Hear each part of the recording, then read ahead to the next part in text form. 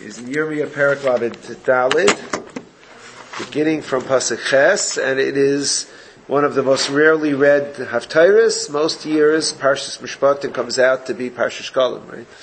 And only in a year that's Iber Yar, as is this year, is a Parshas Shkalim, and even in Iber Yar, occasionally it's Machar Chodesh, or maybe even Rosh Chodesh, but so it turns out to be read quite rarely. The beginning of it, of the Perek, talks about, the beginning of Torah rather begins with the mention of Yirmiyahu and Tzidkiyahu. Yirmiyahu, as you should know, was the Navi for the last, how many years before the Churban? 40 years, exactly. 40 years before the Churban. There are many similarities between him and Moshe Rabbeinu, and one of them is that they both said Nevuah for 40 years. And interestingly, his Nevuah comes to an abrupt end. After the Churban, there's actually a few Nevuahs till the last Jews leave to go down to Mitzrayim. And even though Yirmiyah is still a relatively young man at that point, he started saying Nevuah before he was 20, he says before his 60th birthday, nevertheless, his Nevuahs come to an abrupt end, as if he's supposed to be the Navi for the Churban, and Zehu. And that's the whole story. Now, the other name here is Tzidkiyahu HaMelech. Tzidkiyahu is the very last king at the time of the Churban. After Yeshayahu HaMelech, the great king who died, and we talk about it during the Kinnis, there were four kings, three brothers and one son, one child, who were the last four kings for over a period of 23 years. The kingdoms were 6 months, 11 years, 6 months, 11 years, the last four Malachim. And Nebuchadnezzar was already in control. Nebuchadnezzar sent some Jews to Golus at the time of Yehoiakim, one of those kings, Yechanya, another one, and Tzidkiyahu, Yehoyasaf, Yehoiakim, Yechanya, and Tzidkiyahu, and there were two Golus, the famous Golus Yechanya, or Yehoiachan, the same person, which is the Charish VaHamasker, that took place 11 years before the Churban. So that Yechanya was a 6-month king, and Nebuchadnezzar sent to Galus, and then Tzidkiyahu for 11 years. Tzidkiyahu, during these 11 years, was under the thumb of Nebuchadnezzar already at this time. And Tzidkiyahu made an attempt eventually to rebel, and that brought about the Churban Beis HaMikdash. Now, Chazal say about Tzidkiyahu that he was a righteous king. No, it was Chizkiyahu. Okay, Tzidkiyahu was a righteous king, but his door wasn't right. Now, this haftara begins with Pasuk Ches. Actually, prior to that, in this Perek, Yirmiyah tells Tzidkiyahu that the Churban will take place under your watch as your king, but you, Tzidkiyahu personally, will survive. You'll be captured, but he tells him, Koyabar Hashem Alecha, Loisamus Bacharev, you will not be destroyed as part of the Churban, Bishalom Tomus, you will die in peace. He outlived Nebuchadnezzar, and Evel Baraidach freed him. What? Isn't that unbelievable? He outlived. He outlived Tzidkiyahu, because Tzidkiyahu was a righteous king. He was a righteous king. Righteous king. And I mentioned here, Shul, in the past, that the question is, why did he...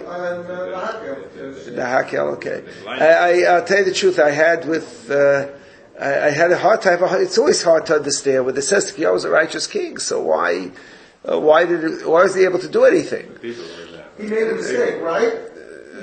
He must have made some mistake. I don't know, but the way I understood was that he was fooled by the false malachim, by false neviim.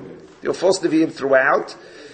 And my understanding was that he was fooled by it. And Rav Pam told me that I'm wrong.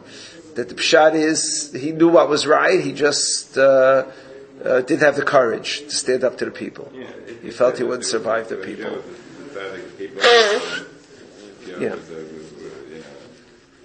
Yeah, but the question is what Tzidkiyahu's mistake was. And I don't know, it was that Rav Pama had it right, especially in Yirmiyah, which was his book. But I remember arguing with him on numerous occasions about it, and the last time was that the last day he was home before he left to the hospital. The last time he was in a hospital bed in his living room. I don't remember exactly what raya I brought, but I tried to bring it up like one last time, but to no avail. So anyway, that was Tzidkiyahu. Now here, there's a very unusual episode, which makes it the haftara of Parshas Mishpatim. Hadavar hashahaya el Yirmiyahu me'es Hashem. This is a nevuah to Yirmiyah, through Yirmiyah from Hashem. Acharei karois hamelech Tzidkiyahu bris es kol ha'am asher b'Yerushalayim likroi lahem durar. Tzidkiyahu did do something to get the people to follow the Torah. He made a bris with the people to free all of their slaves, the Avid Ivris that they had under them, and they didn't follow the halacha. The halacha is an Avid Ivri goes free after 6 years. An Avid Ivri is a major asset. It's I don't know what you compare it today, stocks or bonds or I don't know, but it's a major asset, and the people didn't want to free their avadim. And so Tzidkiyahu. It's called a live-in. Okay, it's called a live-in. L'shalach ishes avdai v'ishes shevchasai ha'ivri va'ivri ha'chavshim. He made a bris with the people to send their maid servants and the male servants levilti avad bam b'yehudi achinu ish, not to enslave our brothers, our Jewish brethren. Vayishmu kol asarim v'chalaam asher bo'u b'bris l'shalach ishes avdai v'ishes shevchasai chavshim. And the people listened. They set their servants and their maids free. Levilti abam oid vayishmu v'yishalechu. Vayishalechu is a dan in the lamed, indicating, you know a dan in the lamed? Permanent sending away. Vayishalechu. Speaking kaveh, they sent them away free, and that they should be free forever. And this is very typical of the story of Tzidkiyahu. It's a very sad person. Very sad personal life. Here, he gets them to do it, they send them free. Look at the next pasuk. Vayishuvu achrei came, vayishuvu es avadim v'sashvachais. They went and they took back the servants and the maid servants asher shilchu chavshim, that they had sent free. Vayik b'shum la'avadim v'lashvachais. And they took them back. They couldn't live. The desire was too great. They did it. They had a good Yom Kippur. They did tshuva. They set them all free. And the next morning, bang, they went and they kidnapped them. There's actually kidnappings. When you free them, they're really free. They didn't send them permanently. Well, they meant to send them permanently, but they didn't stay. They didn't stick with it. And they took them back. And Vayidvar, this is Tzidkiyahu. Vayidvar Hashem el Yirmiyahu meis Hashem leimer, koyam Hashem l'kei Yisrael, anoichi karati vris as avisechem, I made a bris with your ovis, I made a deal with them when they came out of Mitzrayim, saying, Miketz Sheva Shonim. Now, you know an Ever goes free after how many years? 6 years. Right. So the Rishonim here say either Miketz Sheva Shonim. It's interesting. Kates could mean end, it could mean beginning. It's one of those words that goes both ways. Here it means, at the beginning of the 7th year, Tishalchu Isha Sochi for Ivri.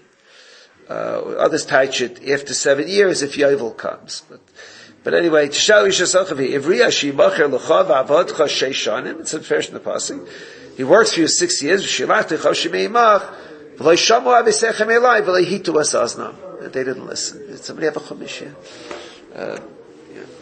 All right, so here all the Rishonim struggle to understand what does it mean. Karati bris is avisechem b'yom yitziasem eretz Mitzrayim.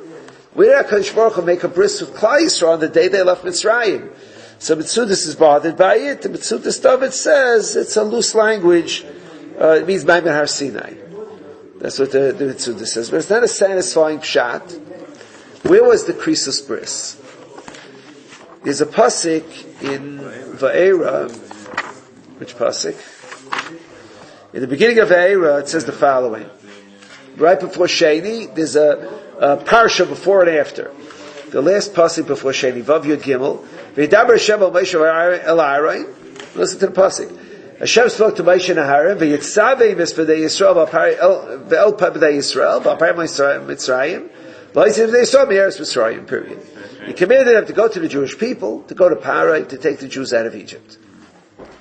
I understand you're sending to Parai to take the Jews out of Egypt.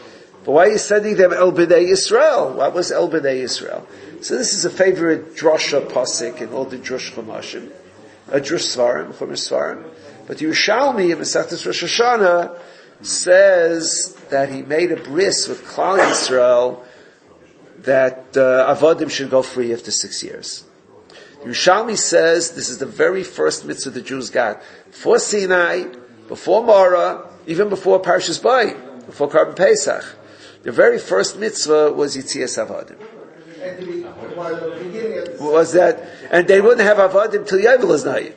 The whole Mitzrayim, there was the whole 40 years, but there was no Avodim. There were no Avodim. What? Oh, no, it's before the new moon.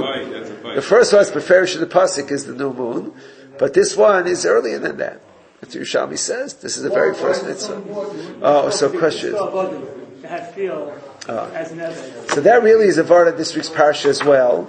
In Parshas Mishpatim, as you know, Ve'ela Mishpatim, Zakrashi, Me'elu Messinai, Fe'elu Messinai. Kadosh Baruch Hu says, I want to surprise you, honesty is also from Sinai. So we're going to teach Dinei Maminis. In Aseres HaDibros, there's no real mitzvah on financial honesty. Even this, a Geneva is kidnapping. It's not, so Ve'ela Mishpatim. So here, Moshe Rabbeinu says, okay, let me teach you some financial business rules. First rule, let your slaves go after 6 years. Doesn't seem like the primary mitzvah bein adam l'chaveira is to let your avadim go free. There are many mitzvahs in the parasha that are knowing more often. B'shemer Pekadin, or Aveda, Maki Ish. And this is what it begins with. The reason it begins with this is a fundamental idea in, and by the way, the Yerushalmi brings our pasuk also, brings the pasuk in earlier. There's a fundamental idea that although there are many, many mitzvahs in the Torah, and we say there are 613 mitzvahs, there are really more than, there are 613 mitzvahs that are mafurish b'kra. There are really, even deraises, there are more than 613.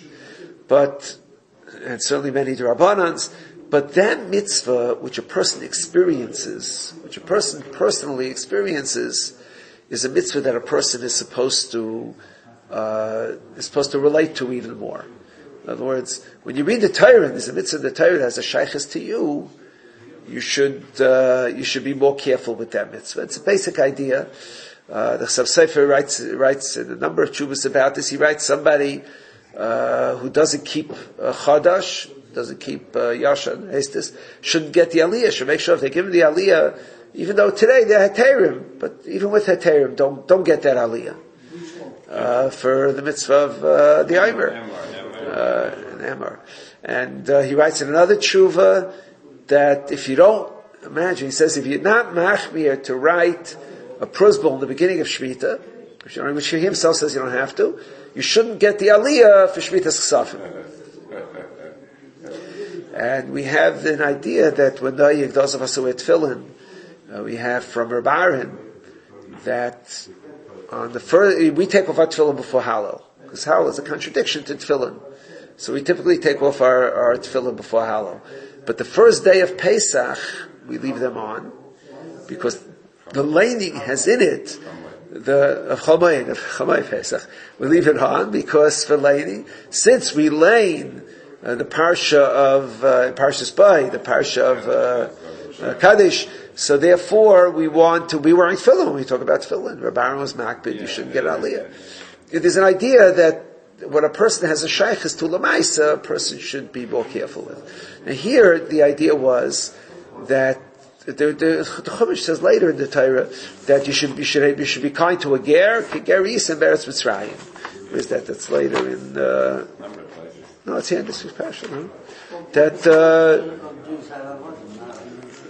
Here in the mishpatim, v'ger lo'silchatz v'atem yidatem es nefesh hager ki ger misa beretz Mitzrayim.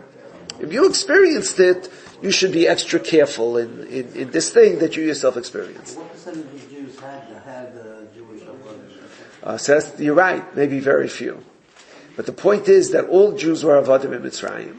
And since Yidden were avodim in Mitzrayim, this the first mitzvah, is the thing that you feel a sensitivity to, that you have to be extra zahir in.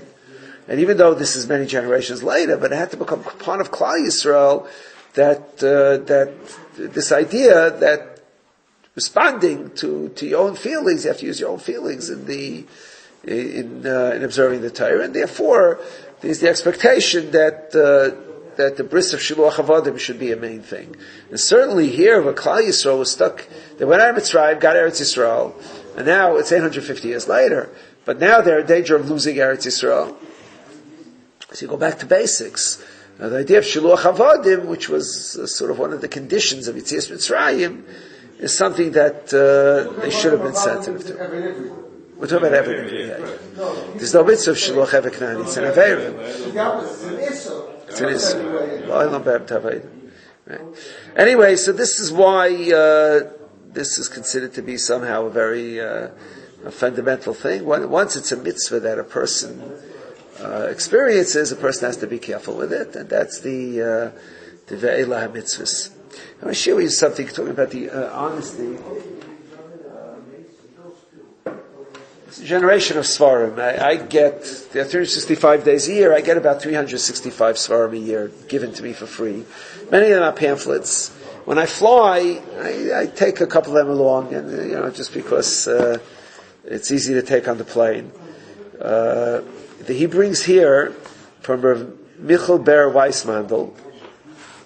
He quotes where it's from. He quotes from a sefer. Lahazbir, he said, Rav Michal Ber Weissmandel, talking about the Holocaust. He says,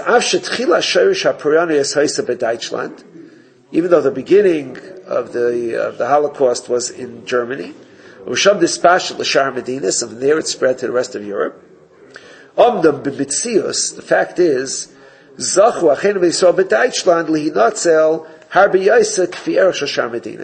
many more Jews survived Germany than survived Hungary or Poland. Many of them got out early, they were able to take money with them.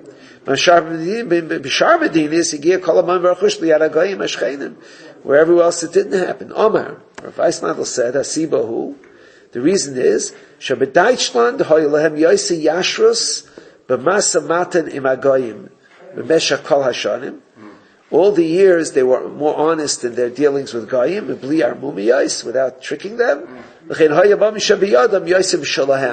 Therefore their money was more theirs.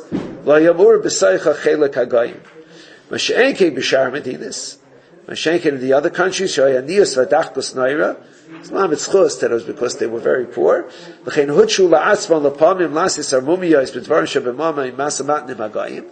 Therefore, they were meireheta to deal dishonestly with the Goyim. It's an incredibly strong thing. If he had been a German Jew, he couldn't write it. The fact that he himself came from Czechoslovakia allowed him to have this sort of the heta to write it. So, it's an interesting thing. I think, who was it that said that by Matan Torah, they were able to see the words. Right? Normally you can't see words. Why do they see the words? Because it says Loi Signaiv. So a person will say, oh, Loi, Lamed Vav. Loi, Signaiv, Loi, him, Tirtzach, you can kill him. So they saw the words. It was spelled Lamed Aleph, so that they should know. At any rate, this is the Beis Hamikdash was not destroyed for Shiluach Avodim. It was destroyed for Gilei Rosh, for Chazdamim, and Avodah Zarah. But nevertheless, it's sort of a nail in the coffin when they couldn't stick it. It's hard to believe. They sent them free. And they couldn't, and there were, when this takes place? This takes place 4 years before the Churban, 7 years after Tzidkiyahu's Malchus begins. Like the Churban, it's not just, sometimes you don't see the handwriting on the wall. Here, there was already Galus Yahayakim, which is when Daniel went to Galus. There was Galus Yechanya, when the 10,000 of them, the best ones, were taken away. And Nebuchadnezzar was knocking on the door all the time. I mean, they couldn't do it.